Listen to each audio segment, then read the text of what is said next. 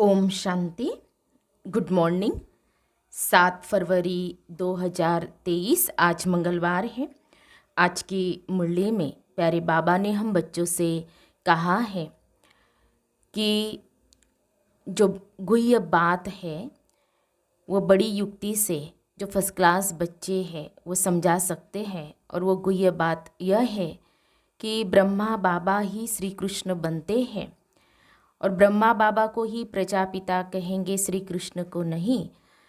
श्री कृष्ण क्योंकि छोटा बच्चा है और शिव बाबा जो निराकार है वो ब्रह्मा मुख से ब्राह्मण रचते हैं। गीता का भगवान निराकार परमात्मा है और वही आकर के ब्रह्मा मुख के द्वारा ब्राह्मण रचते हैं गीता ज्ञान देकर के।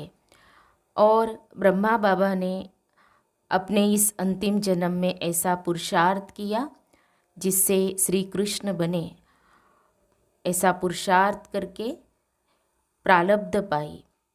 तो यह जो ज्ञान है, जो फर्स्ट क्लास बच्चे हैं, वही यह गुह्य बात कहो या ज्ञान कहो, फर्स्ट क्लास बच्चे युक्ति से समझा सकते हैं। तो बाबा ने कहा कि यह तुम्हें सिद्ध करना है, गीता का भगवान भी सिद्ध करना है। तो अभी हम सुनते हैं प्यारे बाबा के मधुर महावाक्य, ईश्वरीय महावाक्य, मीठी मुरली। आज बाबा कहते हैं, मीठे बच्चे, इस समय तुम्हें निराकारी मत मिल रही है। गीता शास्त्र निराकारी मत का शास्त्र है, साकारी मत का नहीं। यह बात सिद्ध करो। आज की मुरली में प्रश्न है, कौन सी गुह्य बात बड़ी युक्ति से फर्स्ट क्लास बच्चे ही समझा सकते हैं? उत्तर है, यह ब्रह्मा ही श्री कृष्ण बनते हैं। ब्रह्मा को प्रजापिता कहेंगे, श्री कृष्ण को नहीं। निराकार भगवान ने ब्रह्मा मुख से ब्राह्मण रचे हैं। श्री कृष्ण तो छोटा बच्चा है। गीता का भगवान निराकार परमात्मा है। श्री कृष्ण की आत्मा ने पुरुषार्थ करके यह प्रारब्ध पाई। यह बहुत गुह्य बात है जो फर्स्ट क्लास बच्चे ही युक्ति से समझा सकते हैं। 20 नाखून का जोर देकर यह बात सिद्ध करो, तब सर्विस की सफलता होगी। मुरली में गीत बजा है, कौन आया मेरे मन के द्वारे। ओम शांति। बच्चों ने सुना, यह आँख नहीं जान सकती है किसको? भगवान को। यह आंखें श्री कृष्ण को तो जान सकती हैं, बाकी भगवान को नहीं जान सकती। आत्मा ही परमात्मा को जान सकती है। आत्मा मानती है कि हमारा परम पिता परमात्मा निराकार है। निराकार होने कारण इन आँखों से न देखने कारण इतनी याद नहीं ठहरती।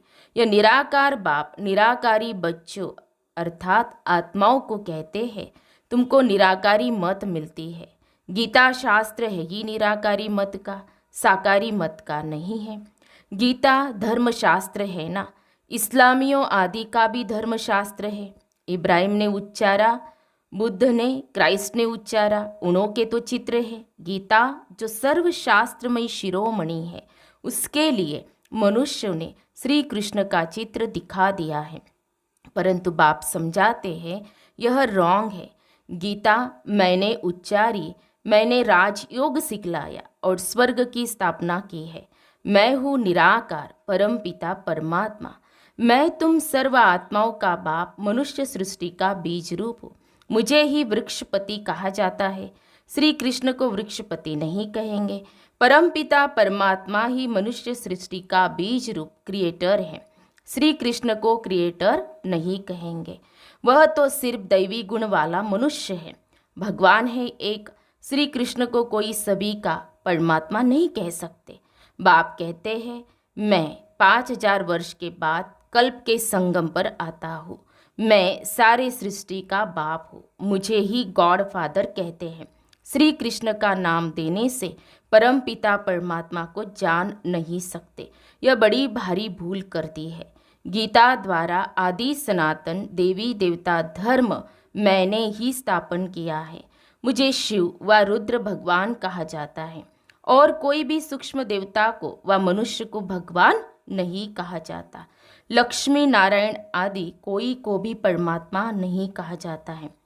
कहा जाता है परमात्मा एक है, भगवान उवाच भी है, तो जरूर भगवान आया होगा और आकर के राजयोग सिखाया है। बाप कहते हैं कल पहले भी मैंने तुम बच्चों को कहा था, श्री कृष्ण कभी भी बच्चे बच्चे नहीं कह सकते। परमपिता परमात्मा ही सबको बच्चे कहते हैं। कल पहले भी मैंने तुम बच्चों को कहा था कि देही अभिमानी बनो, मुझ निराकार को अपना बाप भगवान समझो।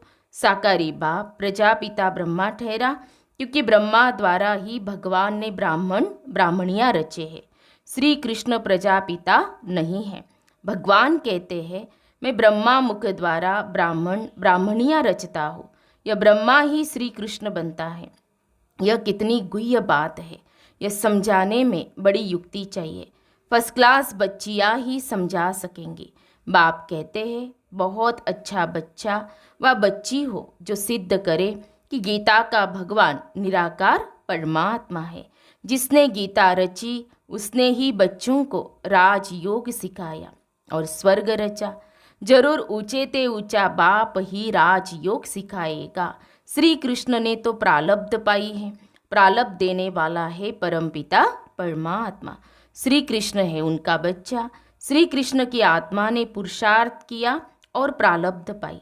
पुरुषार्थ कराने वाले को उड़ाकर पुरुषार्थ कर प्रालब्ध पाने वाले का नाम रख गीता को खंडन कर दिया है। सर्विस को बढ़ाने के लिए बच्चों को 20 नाखून का जोर देना चाहिए। गीता किसने उच्चारी? गीता द्वारा कौन सा धर्म किसने स्थापन किया? इस ही बात से तुम अच्छी रीति जीत पहन सकते हो। परमपिता परमात्मा द्वारा स्वर्ग के मालिक बनते हैं, न कि श्री कृष्ण द्वारा। तो इस बात पर मेहनत करनी है। सब शास्त्र है गीता के बच्चे, तो बच्चों से कभी वर्षा मिल नहीं सकता। वर्षा तो जरूर बाप ही देंगे। काका चाचा मामा गुरु आदि कोई से भी वर्षा नहीं मिलता है। बेहद के बाप से ही बेहद का वर्षा मिलता है। यह लिखत ऐसी साफ कर लिखनी है कि समझ जाए तो बरोबर गीता खंडन की है।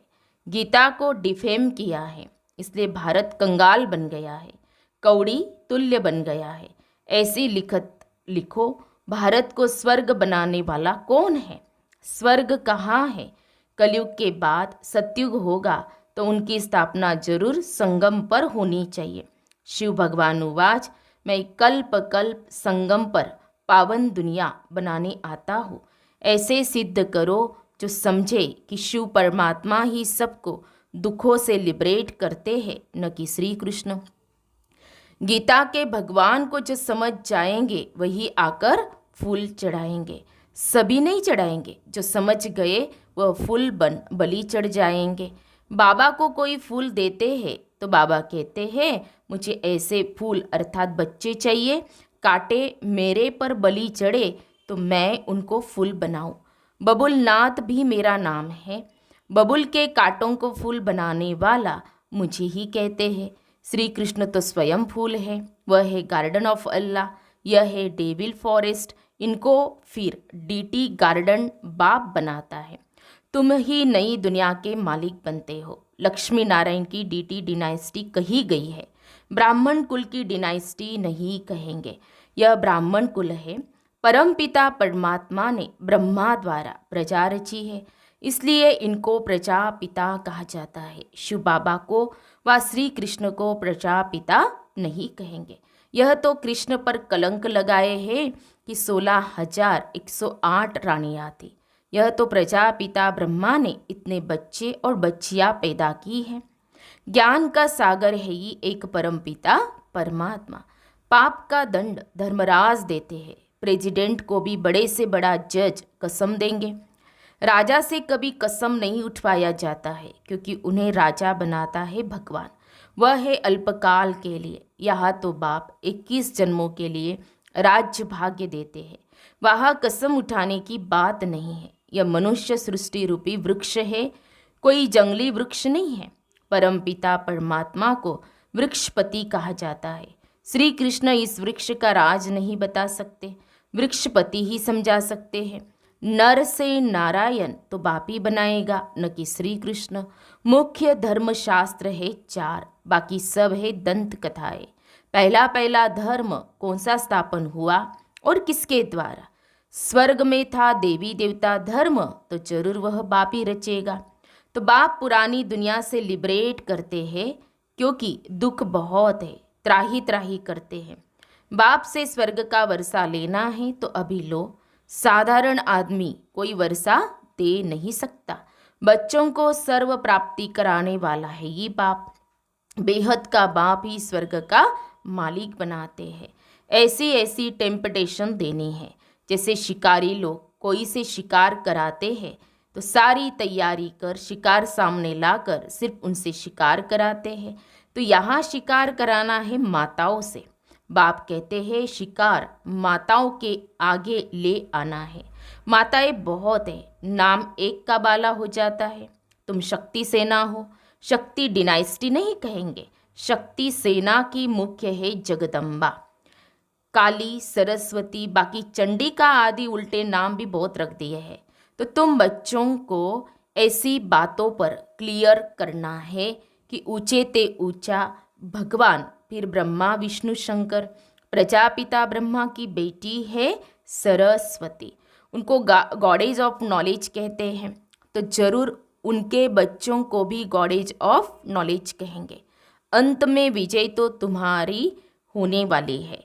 कोई कोई गीता से वेदों का मान ज़्यादा रखते हैं, तो भी गीता का प्रचार ज़्यादा है।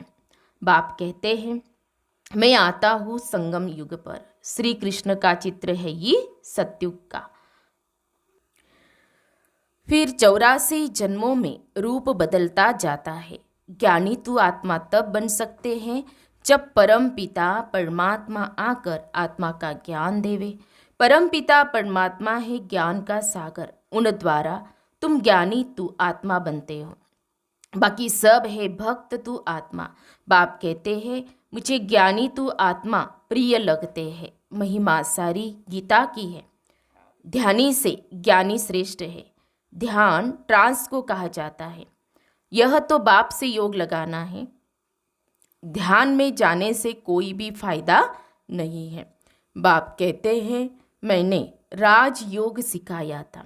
श्री कृष्ण को यह प्रारब्ध मैंने ही दी थी। जरूर अगले जन्म में पुरुषार्थ किया होगा। सारी सूर्यवंशी राजधानी ने मेरे द्वारा ही प्रारब्ध पाई है। दिलवाड़ा मंदिर का कॉन्ट्रास्ट भी ऐसे लिखो जो पढ़ने से ही मनुष्यों को झट तीर लग जाए। फॉर्म भी भराना है कि बेहद का बाप ज्ञान का सागर है, बहुत मीठा है, हमको राजयोग सिखलाता है। उस सतगुरु बिगर है घोर अंधियारा। ऐसे बाप की महिमा करने से बुद्धि में लव आएगा। बाप सम्मुख आकर जन्म दे तब तो लव होगा ना। तुमको जन्म दिया है तब तो लव हुआ है। बाप कहने से ही स्वर्ग याद आता है। बाबा स्वर्ग की स्थापना करते हैं, हम उनसे वर्षा ले रहे हैं। विश्वास करो या न करो, बेहद का बाप तो सभी का बाप है। उनसे जरूर स्वर्ग का वर्षा मिलेगा। बाप है ये नई दुनिया का रचयिता, तो जरूर नई दुनिया का वर्षा देगा। अच्छा, मीठे मीठे सिखी लदे बच्चों प्रति मात पिता बाप दादा का याद प्यार और गुड मॉर्निंग। रूहानी बाप की रूहानी बच्चों को नमस्ते। हम रूहानी बच्चों की रूहानी बाप दादा को याद प्यार और नमस्ते नमस्ते। ओम शांति ओम शांति ओम शांति। गुड मॉर्निंग बाबा, शुक्रिया बाबा, थैंक्स बाबा, पद्मा पदम शुक्रिया बाबा आपका। धारणा के लिए मुख्य सार। आज की मुरली का सार 2 पॉइंट में। पहली पॉइंट है बाप का प्रिय बनने के लिए बुद्धि में ज्ञान को धारण कर ज्ञानी तू आत्मा बनना है। बाप से योग लगाना है, ध्यान की आश नहीं रखनी है। दूसरी पॉइंट, माताओं को आगे रख उनका नाम बढ़ाना है। अथॉरिटी से गीता के भगवान को सिद्ध करना है। 20 नाखून के जोर से सर्विस को बढ़ाना है। प्यारे बाबा का वरदान है श्रेष्ठ जीवन की स्मृति द्वारा विशाल स्टेज पर विशेष पार्ट बजाने वाले हीरो पार्टधारी भव। श्रेष्ठ जीवन की स्मृति द्वारा विशाल स्टेज पर विशेष पार्ट बजाने वाले हीरो पार्टधारी भव। ब्रह्मा बाप ने आप बच्चों को दिव्य जन्म देते ही पवित्र भव योगी भव का वरदान दिया। जन्मते ही बड़ी माँ के रूप में पवित्रता के प्यार से पालना की, सदा खुशियों के झूले में झुलाया। सर्वगुण मूर्त, ज्ञान मूर्त, सुख शांति स्वरूप बनने की हर रोज लोरी दी। ऐसे माता पिता के श्रेष्ठ बच्चे ब्रह्मा कुमार कुमारी है।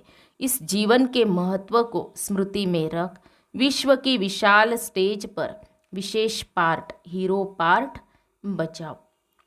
स्लोगन है, बिंदु शब्द के महत्व को जान, बिंदु बन, बिंदु बाप को याद करना ही योगी बनना है। मातेश्वरी जी के अनमोल महावाक्य है। पहले पहले यह जानना जरूरी है कि अपना असली लक्ष्य क्या है, वो भी अच्छी तरह से बुद्धि में धारण करना है, तब ही पूर्ण रीति से उस लक्ष्य में उपस्थित हो सकेंगे। अपना असली लक्ष्य है, मैं आत्मा उस परमात्मा की संतान हूँ, असल में कर्मातीत हूँ। फिर अपने आप को भूलने से कर्म बंधन में आ गई। अब फिर से वो याद आने से, इस ईश्वरीय योग में रहने से अपने किए हुए विकर्म विनाश कर रहे हैं। तो अपना लक्ष्य हुआ, मैं आत्मा परमात्मा की संतान हूँ। बाकी कोई अपने को हम सो देवता समझ उस लक्ष्य में स्थित रहेंगे तो फिर जो परमात्मा की शक्ति है वो मिल नहीं सकेंगे और न फिर तुम्हारे विकर्म विनाश होंगे। अब यह तो अपने को फुल ज्ञान है कि मैं आत्मा परमात्मा की संतान कर्मातीत हो, भविष्य में जाकर जीवन मुक्त देवी देवता पद पाएंगे। इस लक्ष्य में रहने से वह ताकत मिल जाती है।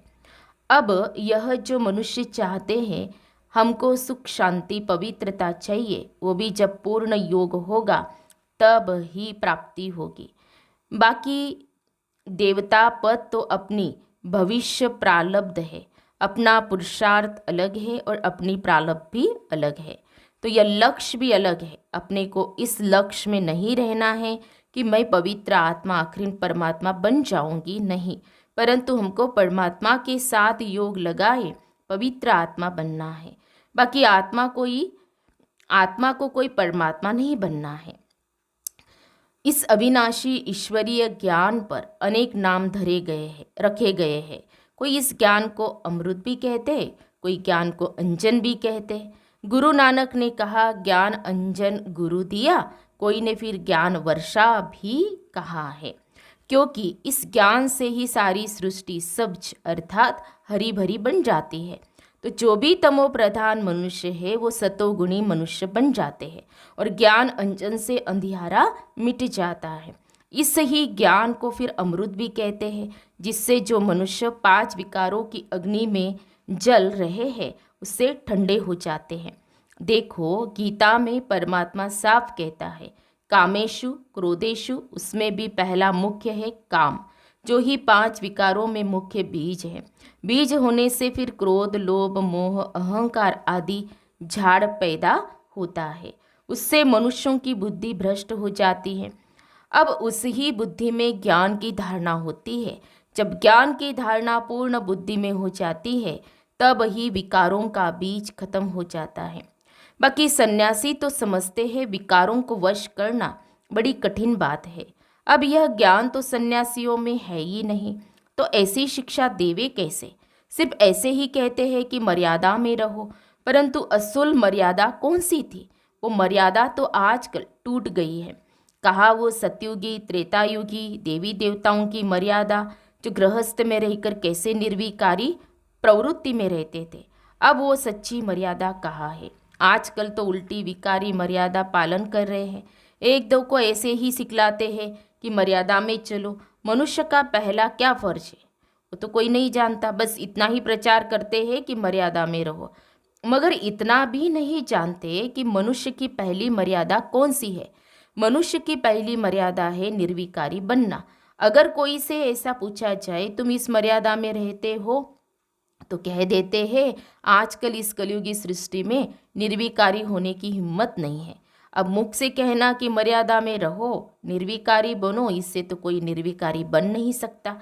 निर्विकारी बनने के लिए पहले इस ज्ञान तलवार से इन 5 विकारों के बीज को खत्म करना, तब ही विकर्म भस्म हो सकेगा।